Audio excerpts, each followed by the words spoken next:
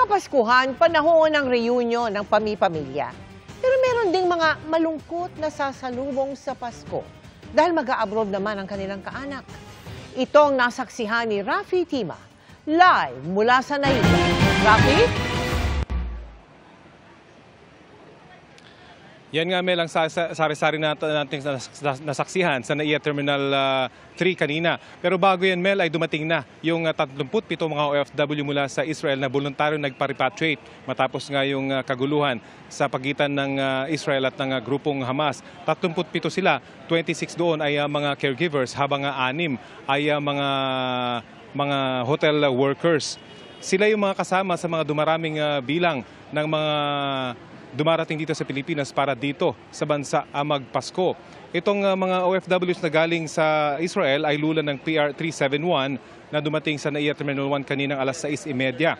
Sinalubong sila ng mga opisyal at kawanan ng Department of Migrant Workers, OWA at ng DOLE. Makatatanggap ang mga repatriates ng kabuang 120,000 pesos mula sa DMW, OWA at sa DOLE.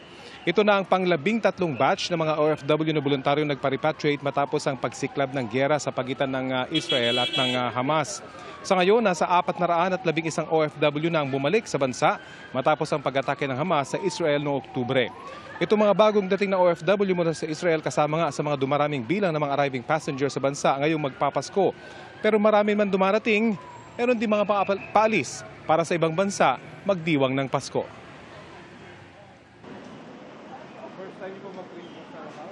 Inabutan namin ang mag-anak na ito na nagsasalo-salo ng late na pananghalian sa labas ng departure area ng NAIA Terminal 3. Galing para sila ng La Union at nakatakdang lumipad patungong Macau ngayong gabi ang mag-iina. Dito na raw sila kumain para kahit papaano makapagsalo-salo dahil first time nilang hindi magsasama-sama sa Noche Buena. Hindi nyo na sila makakasama ngayong Christmas? Opo, ganun na rin po. Tapos hindi na rin po sila kasi makapasok sa loob. Kaya dito na rin kami kumain saglit. Ano po kayo mag-Christmas? Sa Macau na po, sa lolo po ng anak po namin. Okay lang naman sir na dito kami. Tsaka nag-abol po ng oras kasi sir. Na-late na po kasi kami Hindi na kami nakapagtanghalian sa La Union po. Sa arrival area naman ng terminal, kapansin-pansin ang pagkapal ng mga taong sumasalubong sa mga paparating na kamag-anak. Ang mag-inang ito may tangan pang placard para i-welcome ang sima na ama ng tahanan na matagal na nilang hindi nakakasama pag Pasko. Last Christmas namin together, year 2020 pa po. Yes, kaya talagang pinag-pray namin na makauwi siya this Christmas. Ilang minuto pa, dumating na ang kanilang pinakahihintay. Siyempre, pinakamasaya. The best na uwi talaga na makapagpasko. Matagal na rin, 2 years nang hindi nakapagpasko. Ngayon na lang ulit. Si Rohan naman may bit-bit na bulaklak para sa kasintahan na galing ng Sweden. Pero hindi ito ordinaryong salubong dahil ngayon lang sila magkikita ng personal ng bagong kasintahan. Anong pakiramdam? Excited po na kinakabahan. Yes, po. Kasi first time mo makikita. Yes po, first time po. Kayo nagkakilala? TikTok. TikTok po. Kailan kayo nagkakilala? Last month pa po. Last month lang? Yeah, October. Matapos ang ilang oras na paghihintay sa airport, nagkita na rin sa unang pagkakataon ang magkasintahan.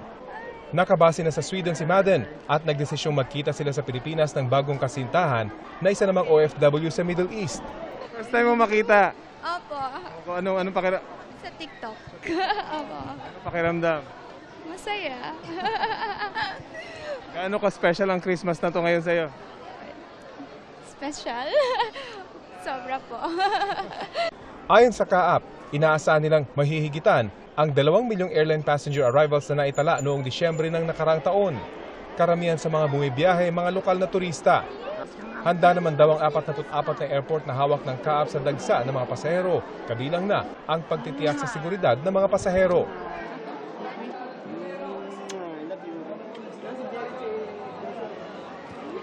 Muling paalala ng Kaap para sa mga biyahe ngayong holiday season ay agahan yung pagpunta dito sa airport dahil asahan na raw na mabagal ang traffic patungo sa paliparan. At pagdating naman dito sa airport, iasahan din na mahaba ang pila ng mga pasahero kaya dapat 3 oras bago ang inyong biyahe ay narito na kayo sa airport para hindi malate sa inyong mga flights. At yan ang latest mula dito sa NAIA Terminal 1. Mel? Maraming salamat sa iyo, Rafi Tima.